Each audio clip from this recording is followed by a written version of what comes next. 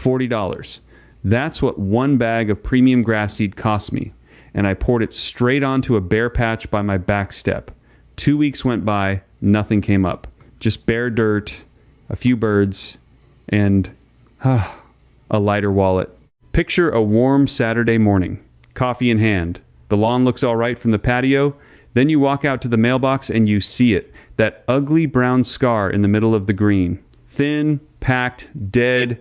It stares at you every single time you look out the window. I lived with that feeling for years. And here is who I blame. Not myself, not at first. I blame the little bag on the garden aisle shelf, the one that promised to patch and repair in just days, the one with the smiling lawn on the front. That bag sold me a lie. It sold you one too. Because every spring I did the same 3 things. I raked the dead spot a little, I sprinkled seed on top, I watered it once or twice and waited, and every summer that patch came right back, brown and bare, like I had never touched it. Same corner, same failure, same $40 gone. I want to be very clear about something. The bare patch was never really the problem.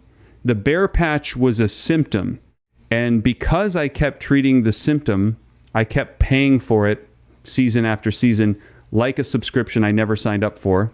So in this video, I am going to show you 2 very different reasons your patches die and come back. The first is the one everybody gets wrong the moment they open that bag. The second is the quiet one underneath the soil that no product on the shelf will ever fix for you. And then, at the end, I am going to give you the one thing I finally started doing that stopped the patches from ever returning. It is old, it is nearly free, and almost nobody talks about it. I will not name it yet, but it is the whole reason I made this. Let me ask you something first. You think grass seed needs good soil to grow, right? Just about everybody does. Hold on to that thought, because it is only half true, and the half that is missing is exactly why your seed keeps dying.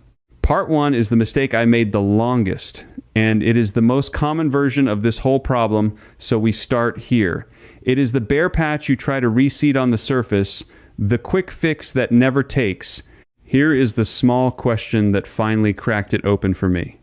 Why does the same seed that fails on my bare patch grow like a weed when a bag of it splits open in my shed and spills on the damp floor? Now, what did I instinctively do for years? I grabbed a rake, scratched the top of the dead spot, tossed the seed across it, and figured nature would take care of the rest. It feels completely logical. Seed, dirt, water, sun. That is the recipe, right? But here is what is actually happening beneath that seed. Grass seed does not germinate lying on top of the ground. It germinates when it is pressed into firm contact with moist soil, no deeper than about 1/4 of an inch. That contact is everything. The seed pulls water from the soil through its shell in a slow, steady drink. Lying on the surface, that seed heats up, dries out between waterings, and dies before it ever sends out a root.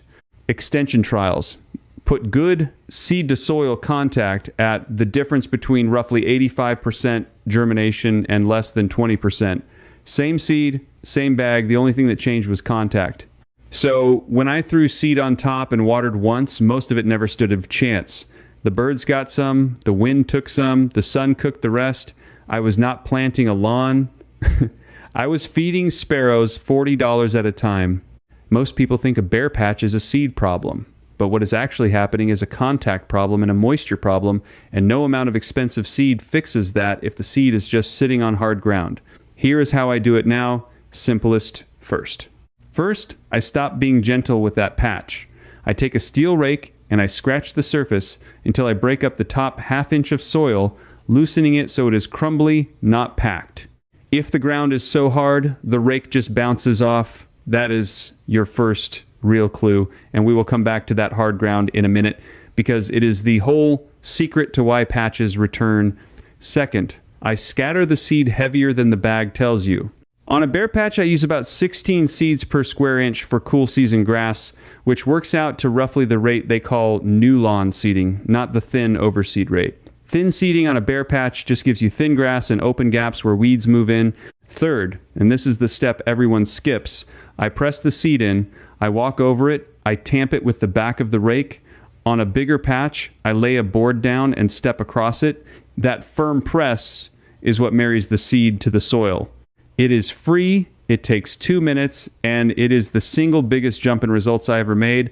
Then I cover it, just a light dusting of soil or fine compost over the top, no more than 1/4 inch, so the seed stays dark and damp but is not buried. And here is the part that actually matters more than the seed you buy. You water lightly twice a day, every day, for the first 2 to 3 weeks. Not deep, not once, light and often. That top 1/4 inch can never fully dry out, or the sprout dies the same day it breaks its shell. Get the timing right, and cool season grass shows the first green in 7 to 14 days and fills in by 21. Miss the timing and you get nothing, no matter how good the seed is. And timing is where I lost more seasons than I care to admit. I always seeded when it felt right to me, which was usually a warm weekend in late spring. But grass seed does not read the calendar. It reads soil temperature. Cool season grass germinates best when the soil sits between 50 and 65 degrees Fahrenheit. I was throwing seed down when the soil was climbing past 70 into the heat, right when young roots cook and dry out. The best window is not spring at all. It is late summer into early autumn, when the soil is still warm from summer, but the air is cooling and the rain is coming back. That is when a patch takes and holds. So if you keep everything you lose by getting this wrong in your head, it is this: every failed patch is not just wasted seed. It is an open door. Bare soil does not stay bare. It fills with crabgrass, with weeds, with the tough stuff that thrives where your grass could not. So you do not just lose the patch, you hand that ground to something worse, and now you are fighting that too. But here is the thing that haunted me. I did everything I just told you.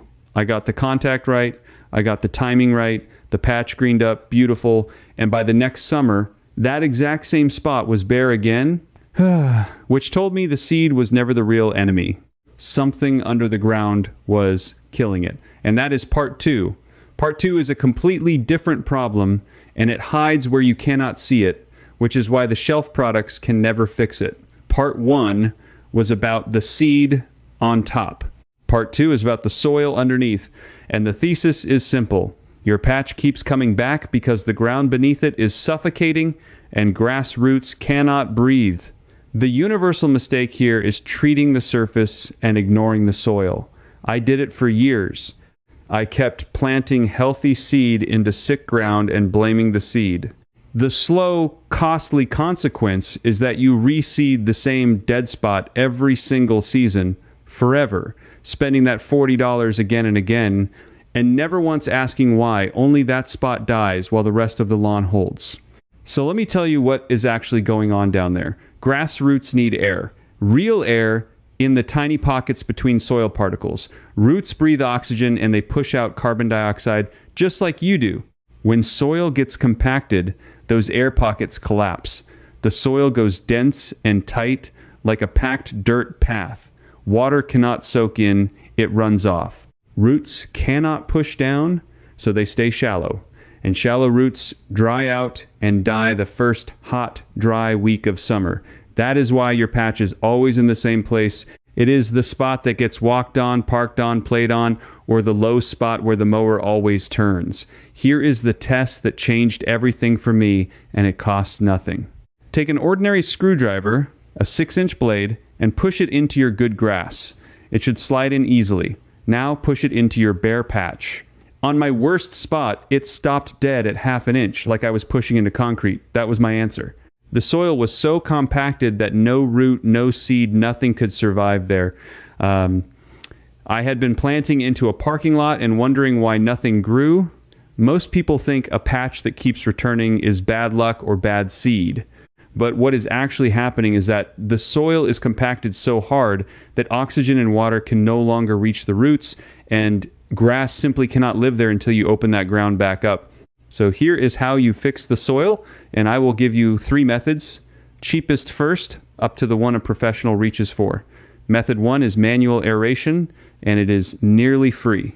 You take a garden fork, a good sturdy one, and you drive the tines a full 4 inches down into the patch and the ground around it. Then rock it back and forth to crack the soil open. Do it every few inches across the whole area. Each hole is a channel for air, water, and roots to move back in. On a small patch, this takes 10 minutes and costs you nothing but sweat. This alone brought a spot of mine back to life that I had reseeded 4 years running. Method 2 is core aeration, and this is the one that matters most if the whole lawn feels hard, not just one patch. A core aerator pulls out plugs of soil about 2 to 3 inches long and drops them on the surface. It does not just poke holes. It physically removes soil and gives the ground room to expand and breathe. You can rent a machine for a day for around $70, or split the cost with a neighbor and do both yards. Do it in early autumn, right before you seed, and you have opened the ground and prepped it in one pass. The plugs break down on their own in a couple of weeks. Leave them. Method 3 is the one a pro leans on when the soil is truly dead and lifeless, and that is aerate and then top dress with compost in the same visit. You open the ground, then you brush a thin layer of quality compost across the surface so it falls down into the holes you just made. Now you are not just adding air, you are adding life, biology, and structure right down into the root zone. This is the fix that lasts, and it is the bridge into the last part of this video, because it is the seed of the secret I have been holding back. And that bridge from dead ground to living soil is exactly what I want to pause on for just a moment. If you want to go even deeper on this, the soil side, the yard side, all of it, I put together a complete set of guides called the Amish Lawn Guide, the Amish Soil Guide, and the Complete Amish Yard Field Edition. These are the methods that working lands people used for generations before any of these shelf products existed, written out in plain language so you can use them this season. You can find all 3 linked in the description for $97, and everything in there backs up exactly what we are talking about right now. Now, with that in mind, let's get into the fix that lasts, because opening the ground is only the beginning. Let me stop here for 1 second, because if this is the first time anyone has explained why your patch actually keeps dying and not just handed you another bag to buy, then this channel is exactly what you have been missing. I dig up the mechanism behind lawn problems, the why underneath the what, the stuff the garden aisle will never put on a label because there is no product to sell you. If that is what you want, subscribe right now and you will not miss a single one. That is all I will ask. Now let me give you the part that changed my whole lawn. Part 3, prevention. This is the thing I promised at the start, the one reason I made this whole video, and here it is, finally out loud. The single action that stopped my patches from ever coming back is top dressing my lawn with a thin layer of compost once a year. That is it. That is the secret the shelf will never sell you, because you can make it for free. Let me tell you why it works. Mechanically, in one breath, a thin layer of compost feeds the soil life, the worms and microbes that dig their own channels through the ground, and that living soil stays loose, stays open, holds water like a sponge, and never packs down hard enough to kill a root again. You are not fixing the patch, you are fixing the ground so the patch never forms. The material is simple. Well-rotted compost, screened so it is fine and crumbly, the kind you can make from your own kitchen scraps and grass clippings, or buy by the bag for a few dollars. Here is how you apply it. Once a year, ideally in early autumn, you scatter a layer no thicker than 1/4 to 1/2 inch across the whole lawn. Then you brush it in with the back of a rake or a stiff broom so it settles down between the grass blades and reaches the soil. You do not smother the grass, you just dust it. The blades still show through. And here is the part that gives me chills a little. This is not new. This is not some breakthrough. Groundskeepers were top-dressing turf with compost and fine soil for well over 100 years, long before a single bag of synthetic patch repair ever existed. The great old lawns, the estate gardens, the cricket grounds, they were kept alive with a barrow of good rotted compost, brushed in every season. Then the chemical products arrived, promising to skip all that work, and we forgot the one practice that actually built the soil in the first place. The knowledge was never lost. It was just buried under things you could buy. And now you have it back. What does it save you? I used to spend that $40 on seed 2 or 3 times a season, plus the patch products, call it well over $100 a year on the same dead spots. Since I started top dressing, I have not reseeded a patch in 3 years. That is $100 and a whole spring of frustration saved every single year from a barrow of compost I mostly make for free. So which approach is for you? If you rent or you have 1 or 2 small ugly patches and a tight budget, do part 1 properly, the contact and the timing, and hand aerate the spot with a fork. That is your whole fix.